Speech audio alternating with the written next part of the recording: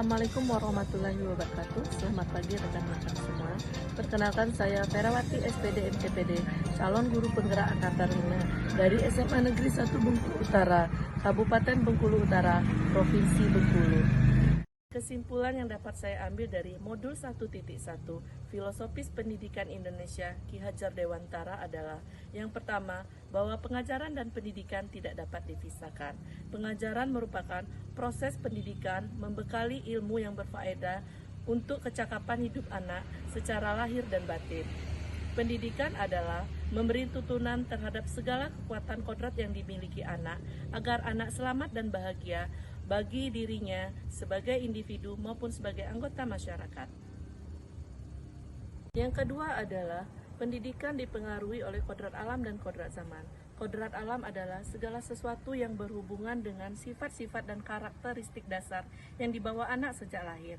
Sedangkan kodrat zaman adalah yang berhubungan dengan isi dan irama ataupun lingkungan di mana tempat anak tersebut berada.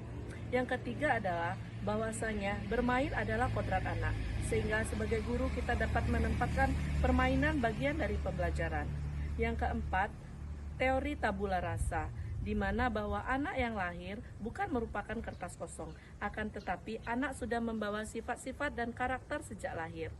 Yang kelima adalah budi pekerti, bahwasanya sebagai guru di samping kita memberikan pembelajaran dan ilmu pasti, budi pekerti, jujur, kedisiplinan dan sebagainya harus kita kolaborasikan dalam pembelajaran di kelas.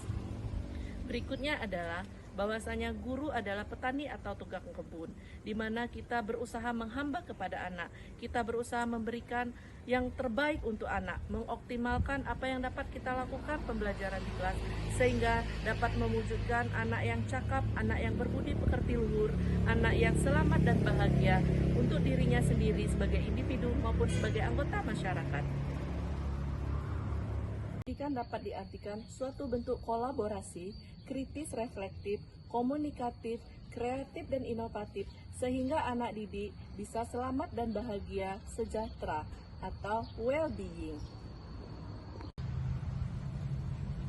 Sebelum saya mempelajari modul 1.1 Filosofis Pendidikan Indonesia Ki Hajar Dewantara, saya belum memahami apa itu menuntun dalam arti sebenarnya. Pembelajaran di kelas saya masih kurang menyenangkan. Saya belum memahami bahwa salah satu kodrat anak adalah bermain. Karena saya mengajar anak kelas 3 SMA, saya berpikir bahwa anak-anak sudah tidak tertarik lagi untuk bermain, sehingga pembelajaran di kelas berbasis permainan sangat kurang di kelas saya. Kemudian, saya juga belum menuntun dan memberi teladan sepenuhnya kepada anak. Ketika ada anak yang kurang motivasi, lambat mengerjakan tugas, atau tidak pernah mengerjakan tugas sekalipun, saya kurang memberi motivasi dan tuntunan. Setelah mempelajari modul 1.1 yang berubah dari diri saya adalah, yang pertama, saya memahami bahwa pengajaran tidak dapat dipisahkan dari pendidikan.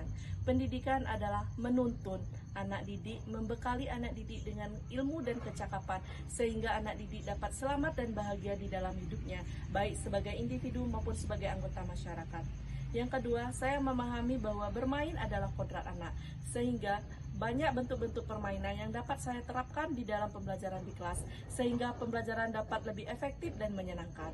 Kemudian, sebagai guru hendaknya saya melakukan diagnosa awal supaya saya mengetahui berbagai macam karakter anak, bahwasanya setiap anak adalah unik dan berbeda.